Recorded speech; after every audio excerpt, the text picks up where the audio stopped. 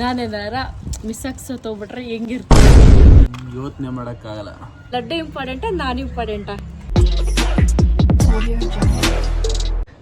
ಇವತ್ತು ನನ್ನ ಗಂಡಗೆ ಒಂದಷ್ಟು ಫನ್ನಿ ಕ್ವಶನ್ ಅಂದರೆ ಹೆಂಗಸರು ರೆಗ್ಯುಲರ್ ಆಗಿ ಅವ್ರ ಗಂಡನ ಹತ್ರ ಇದನ್ನ ಕೇಳ್ತಾನೆ ಇರ್ತಾರೆ. ಸೊ ನಾನು ಒಂದಷ್ಟು ಕೇಳ್ತಾ ಇರ್ತೀನಿ. ಇವಾಗ ರಿಯಲ್ ಆಗಿ ಕೇಳ್ತೀನಿ, ಅವ್ರಿಗೆ ಏನ ಆನ್ಸರ್ ಏನಂತ ಬರುತ್ತೆ ಅಂತ ನೋಡೋಣ ಬನ್ನಿ.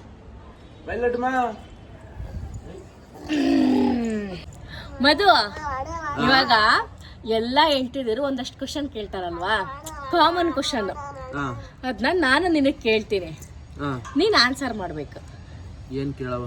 ಸರಿನಾ? ಫಸ್ಟ್ನೇ ಕ್ವಶನ್ ಏನು ಅಂತಂದ್ರೆ, ನನ್ನ ಬಿಟ್ಟು ನೀನು ಬೇರೆಯವ್ರನ್ನ ಮದುವೆ ಆಗಿದ್ರೆ ಹಿಂಗೆ ಇರ್ತಿದ್ಯಾ?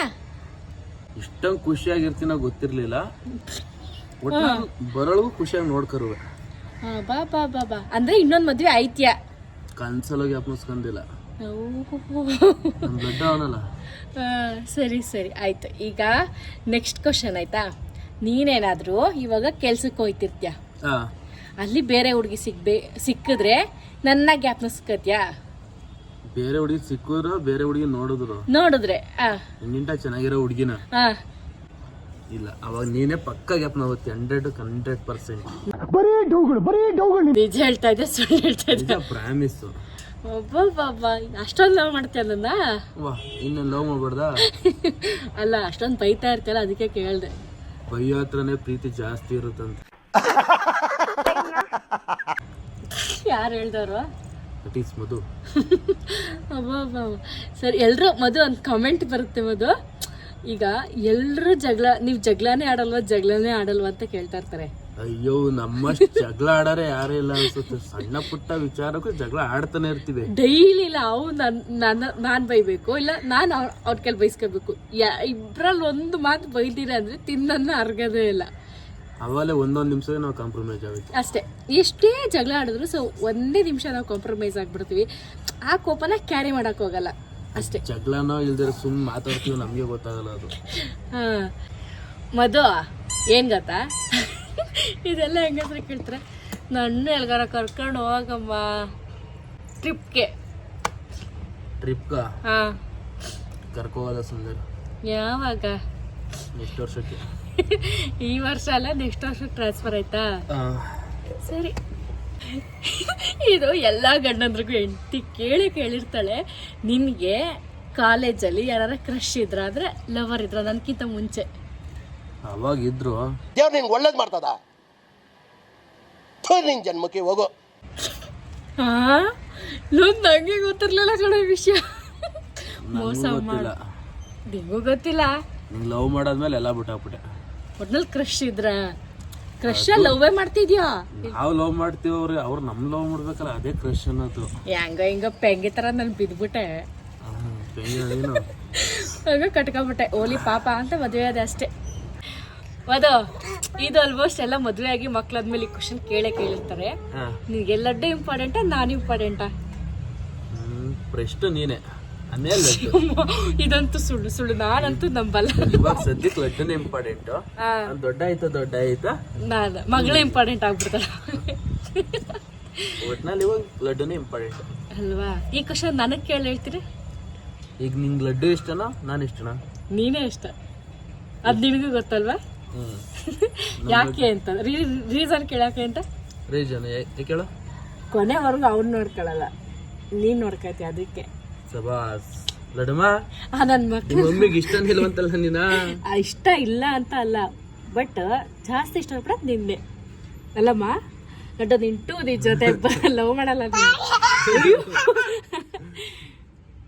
ಇದು ತುಂಬಾನೇ ಇಂಪಾರ್ಟೆಂಟ್ ಮಧು.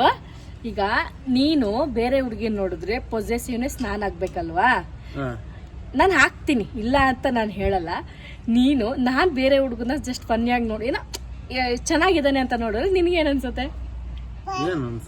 ಇವಾಗ ಈಗ ಅವಾಗಲ್ಲ, ಈಗ ಏನು ಅನ್ಸಲ್ಲ. ಹೌದಾ? ಸರಿ. ಏನ್ ಅನ್ಸುತ್ತೆ? ಅಲ್ಲ, ಇವನಿಗೆ ನಾನೇ ಹೇಳ್ತಾ ಇರ್ತೀನಿ ಕಾರಲ್ಲಿ ಗಾಡಿಲಿ ಕೂತ್ಕೋಬೇಕಾರೆ, ಮಗ ಹುಡುಗ ಚೆನ್ನಾಗವನಲ್ವಾ, ಈ ಹುಡುಗ ಚೆನ್ನಾಗವನಲ್ವಾ ಅಂತ. ಅದೆಲ್ಲ ರಿಯಾಕ್ಟೇ ಮಾಡಲ್ಲ. ಹೌದಲ್ವಾ, ಚೆನ್ನಾಗವನತ್ತೆ ಸುಮ್ಮನೆ ಹೇಳ್ತೀನಿ. ನನ್ನ ನೋಡ್ಕರ ನಾನೇ ಚೆನ್ನಾಗಿದ್ದೀನಿ ಅನ್ಸುತ್ತೆ. ಹಂಗೇನಿಲ್ಲ, ನಿನ್ಕಿಂತ ನಾನು ಸಖತ್ತಾಗಿದ್ದೀನಿ. ಹುಡುಗಿರು ಕೇಳಿರ್ತಾರೆ ಕ್ವಶನ್, ರ್ಯಾಂಡಮ್ ಕ್ವಶನ್ ಆಯ್ತಾ ಇದು. ಆ, ನಿನಗೆ ನನ್ನ ಮದುವೆ ಆಗ್ಬೇಕಾದ್ರೆ ಆ ಸಿಚುವೇಶನ್ ಕೈ ನಡುತ್ತಾ ಇತ್ತಾ ಇಲ್ಲ, ಫೀಲಿಂಗ್ ಹೆಂಗ್ ಅನ್ನಿಸ್ತಾ ಇತ್ತು? ಟೆನ್ಷನ್ ಆಯ್ತಾಯ್ತು ಅಷ್ಟೇನೆ, ಫೀಲಿಂಗ್ ಏನಾಯ್ತಾರಲ್ಲ ಜಾಸ್ತಿ ಟೆನ್ಷನ್ ಅಲ್ಲಿ ಇದೆ. ಏಕೆ? ನಾವಾಗಿದ್ದೆ ಲವ್ ಮ್ಯಾರೇಜ್ ಅಲ್ವಾ, ಹಾ, ಟೆನ್ಷನ್ ಯಾಕೆ? ಅದ್ರ ಮದ್ವೆ ಆಗ್ಬೇಕಾದ್ರೆ ಆ ಕ್ಷಣ ಖುಷಿ ಪಡ್ಬೇಕಲ್ವಾ? ಆ ಕ್ಷಣ ಖುಷಿ ಇತ್ತು, ಆದ್ರೆ ಹೆವಿ ಟೆನ್ಷನ್ ಜಾಸ್ತಿ ಇತ್ತು. ನನಗಂತೂ ಹೆಂಗ ಅನ್ನಿಸ್ತಾ ಇತ್ತು ಅಂದ್ರೆ, ಈ ಕಡೆ ಭಯ, ಟೆನ್ಷನ್ನು, ನೀನ್ ಹೆಂಗ್ ನೋಡ್ಕೊಳ್ತೀಯೋ ನೋಡ್ಕೊಳ್ಳೋ ವಿಚಾರದಲ್ಲ. ಸೊ ಕಾಲೇಜ್ಗೆ ಹೋಗ್ಬೇಕಿತ್ತಲ್ವಾ, ಸೊ ಅಷ್ಟೆಲ್ಲ ಒಂಥರ ನಾನು ಟೆನ್ಷನಲ್ಲೇ ಇದ್ದೆ ಅನ್ಸುತ್ತೆ. ಮದುವೆ ಆಗ್ಬೇಕಾದ್ರೆ ಟೆನ್ಷನ್, ಇವಾಗ ಮೈಂಡ್ ಫ್ರೀ ಆಗೈತೆ. ನಿನಗೆ ಕಾಟ ಕೊಡ್ತೀನಿ ಅಂತ ಅನ್ಸುತ್ತಾ? ಎಲ್ಲರೂ ಅದಷ್ಟು ಜನ ಕಮೆಂಟ್ ಹಾಕ್ತಾರೆ ಇನ್ಸ್ಟಾಗ್ರಾಮಲ್ಲಿ, ನೀವು ತುಂಬ ಕಾಟ ಕೊಡ್ತೀರಾ, ಅಣ್ಣಂಗೆ ಹಿಂಸೆ ಕೊಡ್ತೀರಾ, ಬೈತೀರಾ ಅಂತೆಲ್ಲ ಕೇಳ್ತಿರ್ತಾರೆ. ನಾನು ಜಾಸ್ತಿ ಮನೇಲೇ ಇರೋದ್ರವಲ್ಲ ನಿಂಗೆ ಕಾಟ ಕೊಡೋಕ್ಕೆ, ಅದು ಫಸ್ಟ್ ಪಾಯಿಂಟು. ಯಾವ ವಾರಕ್ಕೊಂದು 2 ದಿವಸ 3 ದಿವಸ ಸಿಗ್ತೀನಿ ನಾನು. ಇವತ್ತೇ ಆಲ್ಮೋಸ್ಟ್ ಬೇಗ ಬಂದ್ರು, ಅದಕ್ಕೆ ವ್ಲಾಗ್ ಮಾಡ್ಕೊಂಡ್ಬಿಡ್ತಾ ಇದೀನಿ. ಇಲ್ಲ ಅಂದ್ರೆ ಬರೋದೇ ಇಲ್ಲ. ಅಯ್ಯಪ್ಪ ಸಾಕಾಗ್ಬಿಡುತ್ತೆ ಬರೋದು. ಇದು ಒಂಥರ ಇಮೋಷನಲ್ಲೇ ಇರ್ಬೋದು, ನನಗೂ ಇಬ್ಬರಿಗೆ ಇರ್ಬೋದು. ಆ ಕ್ವಶನ್ ಕೇಳ್ತೀನಿ ಆಯ್ತಾ? ನೀನು ಬೈತಿ ಅನ್ಸುತ್ತೆ ಇದಕ್ಕೆ ಹೇಳಿದ್ರೆ. ಸೊ ನಾನೇನಾರ ಮಿಸ್ ಆಗಿ ಸತ್ತೋಗ್ಬಿಟ್ರೆ ಹೆಂಗಿರ್ತೀಯ? ಯೋಚನೆ ಮಾಡೋಕ್ಕಾಗಲ್ಲ, ಆ ಥರದ್ದೆಲ್ಲ ಯೋಚನೆ ಮಾಡೋಕ್ಕೆ ಆಗಲ್ಲ. ಎಕ್ಸ್ಪೆಕ್ಟೇಷನ್ನೇ ಮಡಿಕೊಂಡಿಲ್ಲ. ಈಗ ಹೆಂಗಾಗೈತೆ ಅಂದ್ರೆ ಕೆಲಸ ಆಯ್ತು, ನಾನಾಯ್ತು, ನೀನಾಯ್ತು, ಲಡ್ಡು ಆಯ್ತು, ಅದೇ ಡೈಲಿ ರೊಟೇಷನ್ ಆಯ್ತಾ ಇರುತ್ತೆ. ಅದ್ರಲ್ಲಿ ನನ್ನ ಮೈನಸ್ ಆಗ್ಬಿಟ್ರೆ ಹೆಂಗಿರುತ್ತೆ? ಅದೇ ಯೋಚನೆ ಮಾಡೋಕೆ ಟೈಮ್ ಸಿಕ್ಕಿಲ್ವಂತ.